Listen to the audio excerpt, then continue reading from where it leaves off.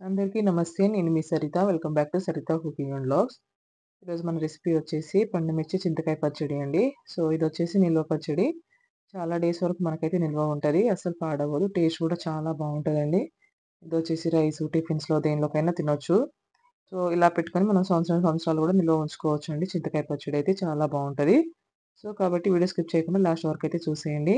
దానికోసమైతే ఇక్కడ పావు కేజీ వరకు పండుమిర్చి తీసుకున్నాను. ఇదొచ్చేసి మనం నైటే శుభ్రంగా అంటే కడుక్కొని ఒక క్లాత్‌లో పెట్టేస్తే మార్నింగ్ కల్లా మొత్తం అంటే తడి లేకుండా మంచిగా ఆరిపోతదండి. సో, అప్పుడు పచ్చడి పెట్టుకున్న మనకు అసలు అంటే పాడవదు. కాబట్టి ఇక్కడ పావు కేజీ నేను పండు మిర్చికైతే ఇక్కడ 150 గ్రామ్స్ వరకైతే చింతకాయలు వేసుకుంటున్నాను.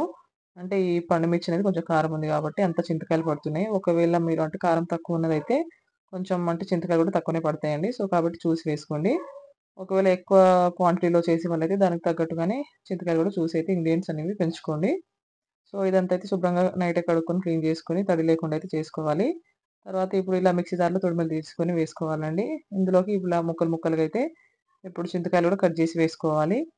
ఇలా వేసుకున్న తర్వాత ఇప్పుడు ఇందులోకి మీ దగ్గర కల్లుప్పు ఉంటే కల్లుప్పు వేసుకోండి. లేకపోతే ఇలా ఈ ఉప్పైనా ఏం పర్లేదండి. సో, కల్లుప్పు వేసుకుంటే మనకు టేస్ట్ అనేది ఇంకా బావుంటది. సో, అలా వేసుకున్న తర్వాత ఇప్పుడు ఒక పాన్ పెట్టుకొని అయితే ఇందులో 1 టేబుల్ స్పూన్ మెంతులు వేయించుకోండి. అలానే ఒక 2 టేబుల్ స్పూన్ వరకు జీలకర్ర కూడా వేయించుకోండి. ఈ 2 వేయడం వల్ల కూడా టేస్ట్ చాలా బావుంటదండి. మంచి ఫ్లేవర్ కూడా ఉంటది. మీ దగ్గర డైరెక్ట్ పొడి ఉంటే పొడివైనా వేసుకోవచ్చు. సో, స్టవ్ ఆఫ్ చేసుకొని ఇదంతా అంటే చల్లగా అయిపోయిన తర్వాత మాత్రమే మిక్సీ జార్‌లో వేసుకోండి. సో, ఇప్పుడు ఇందులో కొంచెం ఒక హాఫ్ టేబుల్ స్పూన్ పసుపు కూడా వేసుకోండి. సో, తర్వాత ఇప్పుడు వేయించిన జీలకర్ర, మెంతులు వేసుకోవాలి.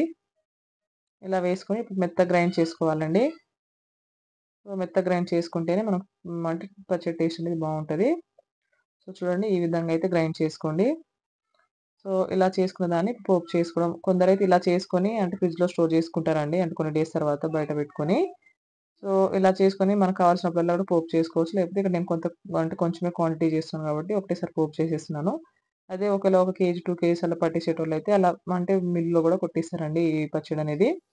సో, అలా కొట్టిచ్చేసి కూడా మనం ఫ్రిడ్జ్‌లో స్టోర్ చేసుకొని మనకు కావాలన్నప్పుడు పోపు చేసుకోవచ్చు.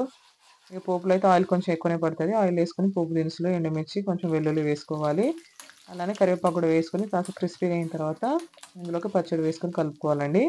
సో, పచ్చడి వేసుకొని కూడా చాలా సేపయితే ఏమి ఉడికియొద్దు. జస్ట్ పచ్చడి వేసుకొని అలా కలిపేసి స్టవ్ ఆఫ్ చేసేస్తే చాలు. సో, అట్లనే బావుంటది. టేస్ట్ అనేది బావుంటదండి. సో, ఉడికేస్తే మళ్ళీ ఆ టేస్ట్ అనేది చేంజ్ అయిపోయి వేరేలా డిఫరెంట్ అయిపోతదది.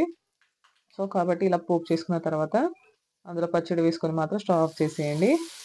సో, ఇలా చేసుకుంటే మనకు సంవత్సరాల పాటు నిల్వ ఉంటదండి. పచ్చడి కూడా అస్సలు పాడవ్వదు. మీరు కావాలంటే కొన్ని డేసే బయట పెట్టుకొని తర్వాత ఫ్రిడ్జ్‌లో పెట్టుకుంటే అయిపోతది.